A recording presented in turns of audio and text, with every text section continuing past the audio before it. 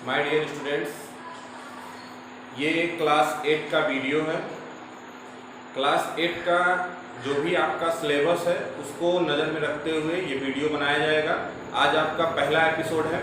आपका lesson first है घातें, मतलब एक्सपोनेंट्स, घातें। ये वीडियो जो मैं बना रहा हूँ आप इसको देखेंगे। देखने के बाद आप अपने बुक से एक्सरसाइज 1.1, 1.2 जैसे जैसे मैं वीडियो बनाता जाऊंगा आपको ग्रुप में, व्हाट्सएप ग्रुप में भेजता जाऊंगा और उसमें आपको होमवर्क भी मिलेगा कि आपको ये क्वेश्चन सॉल्व करना है। क्वेश्चन सॉल्व करने के बाद आप ग्रुप में अपना जो भी आंसर रहेगा उसका फोटो खींच के उसको सेंड करेंगे। सभी स्टूडेंट्स के पास बुक होना चाहिए। अगर आपके पास बुक नहीं है तो आप स्कूल पे जाके बुक को ले सकते हैं। स्कूल आपका 9 बजे से लेकर 1 बजे तक ओपन रहता है। तो सबसे पहले हम टॉपिक शुरू करते हैं एक्सपोनेंट्स, घातें। शायद आप क्लास 7 में, क्लास 6 में भी इसके बारे में जानते हो, बट मैं एकदम बेसिक आपको स्टार्ट करता हूँ। तो घात में 2 चीज़ें होती हैं, एक तो आधार होता है और आधार के ऊपर दाहिनी तरफ घात लिखा होता है। ये आधार नीचे लिखी होती है और आधार के ऊपर दाहिनी तरफ घात लिखी होती है।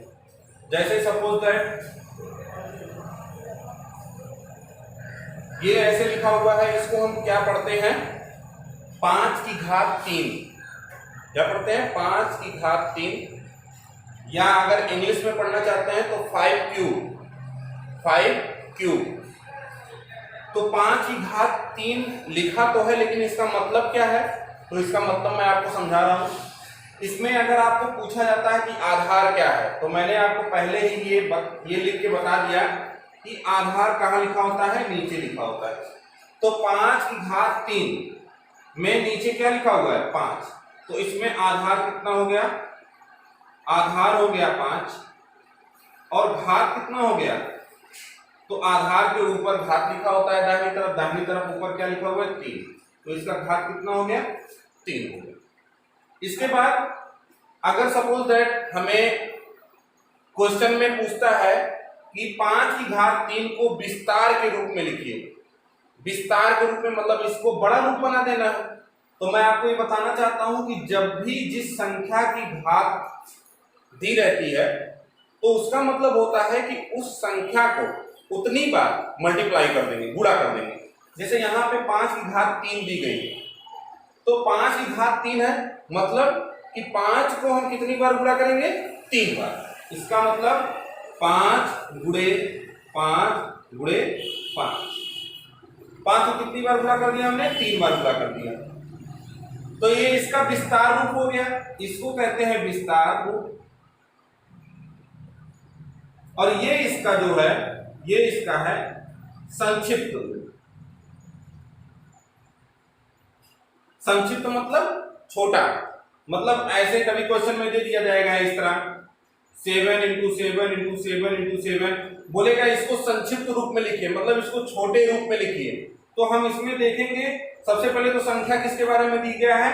7 के बारे में। तो 7 लिख देंगे। आधार कितना हो गया इसका? 7 हो गया।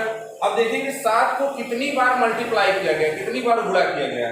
तो 1 2 3 4, 7 को कितनी बार गुणा किया गया है? 4 बार गुणा किया गया है। तो 7 की घात कितनी हो गई है? 4 हो गई। तो ये इसका क्या हो गया? संक्षिप्त रूप हो गया, छोटे में। मैंने इतना बड़ा क्वेश्चन था, इसका आंसर मैंने कितने में? छोटे में, संक्षिप्त रूप में कर दिया। तो इसका मान हो गया 7 की घात 4। अब इसमें आधार कितना है? 7। 7 क्या है? इसमें आधार है और 4 क्या है? घात। 7 की घात 4 में 7 आधार हो गया और घात कितना हो गया? 4। तो शायद आपको संक्षिप्त रूप और विस्तार रूप या विस्तृत रूप दोनों समझ में आ गया होगा। ठीक है। अब इसके बाद जो टॉपिक आता है कि इसका मान बताइए। 5 की घात 3 का मान बताइए। क्वेश्चन में आ जाएगा 5 की घात 3 का मान बताइए। तो मान कैसे बताएंगे? मैंने 5 की घात 3 को इस तरह लिख दिया विस्तृत रूप में, 5 गुणे 5 गुणे 5। तो अब सिंपल ऐसे हम मल्टीप्लाई करते हैं, जैसे गुणा करते हैं उस तरह से गुणा कर लीजिए।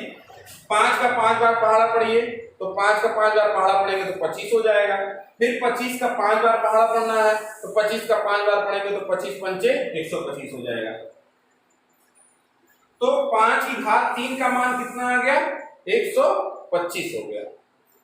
उसी तरह से अगर इसका मान निकालना हो 7 की घात 4 का, तो 7 की घात 4 का मान मैंने 7 की घात 4 को 7 गुणे 7 गुणे 7 गुणे 7 लिखेंगे, 4 बार गुणा करेंगे।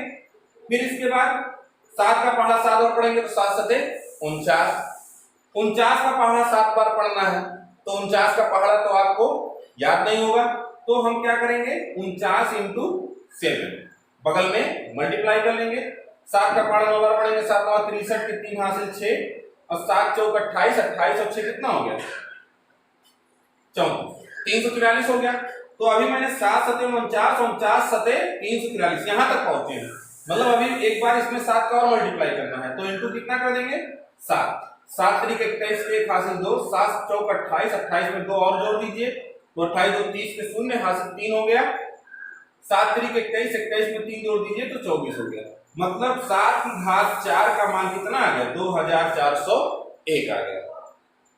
ठीक है, तो ये आपका घात का बेसिक टॉपिक है कि हम घात को लिखते कैसे हैं, घात को पहचानते कैसे हैं, आधार को कैसे पहचानते हैं, उसका विस्तृत रूप क्या होता है, उसका संक्षिप्त रूप क्या होता है और उसका मान क्या होता है, उसकी वैल्यू क्या होती है।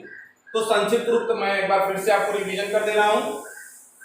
आधार हमेशा अगर संख्या दी गई है, सपोज दैट दूसरी संख्या मैं यहां बात कर लेता हूं 2 की घात -3, 2 की घात -3 अगर दी गई है तो यहां पे हम क्या करेंगे, आधार कितना हो गया हमारा 2 हो गया। 2 हमारा क्या है? आधार है और -3 हमारा क्या है? घात। ठीक है, अब इसको हम विस्तृत रूप में लिखना चाहते हैं, तो मैं आपको ये बता दूं कि जब भी किसी संख्या की घात माइनस में होता है, जब भी किसी संख्या की घात माइनस में होता है तो उसके नॉमिनेटर और डिनोमिनेटर को हम चेंज करते हैं। नॉमिनेटर डिनोमिनेटर का मतलब हो गया अंश और हर, अंश और हर को चेंज कर देते हैं। जैसे सपोज दैट 2 की घात -3 लिखा हुआ है, इसका बटे हम 1 मानते हैं। सभी संख्याओं का हर कितना होता है? 1 होता है। तो 2 की घात -3 को हम भी लिख सकते हैं 2 की घात -3 बटे 1। अब इसको साइन जब तक चेंज नहीं होगा तब तक इसका मान निकलेगा नहीं, हमें साइन प्लस चाहिए। हाथ की जो साइन होनी चाहिए प्लस होनी चाहिए, धन होना चाहिए, तो इसका साइन चेंज करना है। तो मैंने क्या कहा कि हम इसके नॉमिनेटर और डिनोमिनेटर को चेंज कर देंगे, मींस अंश को हर बना देंगे और हर को अंश बना देंगे। ये हमारा अंश होता है, ये अंश है, ये हमारा क्या है? हर है। तो अब इसको अगर हम चेंज कर दें तो मतलब कि हर हमारा अंश बन जाएगा, ऊपर चला जाएगा और ये हमारा नीचे आ जाएगा। बट कैसे? पॉजिटिव में, प्लस में। साइन इसका क्या हुआ? चेंज हो गया। देखिए 2 की घात -3 बटे 1 था, अभी ये क्या हो गया? 1 बटे 2 की घात 3 हो गया। अब इसका विस्तृत रूप अगर करना है तो हम अंश में तो 1 ही है, हर में क्या हो जाएगा? 2 गुणे 2 गुणे 2। 2 की घात 3 का मतलब 2 का कितनी बार गुणा? 3 बार। तो 2 गुणे 2 गुणे 2, 2 दूनी 4, 4 दूनी 8, तो 1 बटे 8 किसका मान होगा? किसका? 2 की घात -3 का मान कितना हो गया? 1 बटे 8 हो गया। तो ये था इसका विस्तृत रूप और ये हो गया इसका मान। ठीक है, तो इतने टॉपिक से आपके एक्सरसाइज 1.1 का लगभग 1, 2 या 3 क्वेश्चन सॉल्व हो जाएगा। इसके बाद इसके आगे का टॉपिक मैं बताता हूं आपको।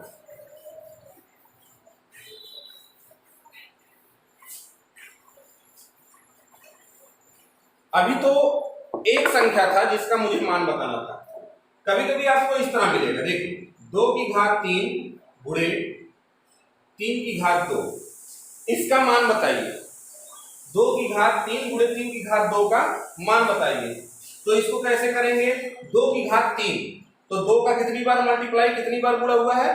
2 में कितनी घात है? 3, मतलब 2 का गुणा कितनी बार? 3 बार। तो 2 गुणे 2 गुणे 2, 2 गुणे 2 गुणे 2, ये चीज इसका विस्तार रूप हो गया। 2 की घात 3 का विस्तार रूप हो गया ये। फिर आगे क्या है? गुणे 3 की घात 2, 3 की घात 2 का मतलब 3 गुणे 3, इस तरह हो गया। तो 2 दूनी 4, 4 दूनी 8, 8 त्रिक 24, 24 तियां 72, तो इसकी वैल्यू कितनी होगी? 72। आंसर हमारा कितना आ गया, 72। समझ में आ गया आपको। तो कभी कभी आपको क्वेश्चन इस तरह भी मिलेंगे कि इनके आधार और घात दोनों अलग अलग रहेंगे, उसको गुणा करना होगा, उसको भाग करना होगा, तो इस तरह से हम इसको सॉल्व करेंगे। और एक टॉपिक आपको मैं समझा रहा हूं, देखिए 5 की घात 3, यहां पर मल्टीप्लाई था, यहां पे क्या हो गया, डिवाइड हो गया। तो 5 की घात 3 भागे 5 की घात 2, हम इसको इस तरह भी तो लिख सकते हैं 5 की घात 3 बटे 5 की घात 2। एनी प्रॉब्लम नहीं होना चाहिए, क्योंकि डिवाइड का साइन जो होता है वो हम भिन्नात्मक रूप में भी उसको लिख सकते हैं। तो 5 की घात 3 का मतलब क्या हो गया, 5 गुणे 5 गुणे 5, इस तरह से हो गया। और 5 की घात 2 का मतलब क्या हो गया, 5 गुणे 5। ठीक है, तो एक बार 5 मैंने इससे कट कर दिया, फिर इससे कट कर दिया, ये हो गया 5 बच गया। तो इसका आंसर कितना हो गया, 5।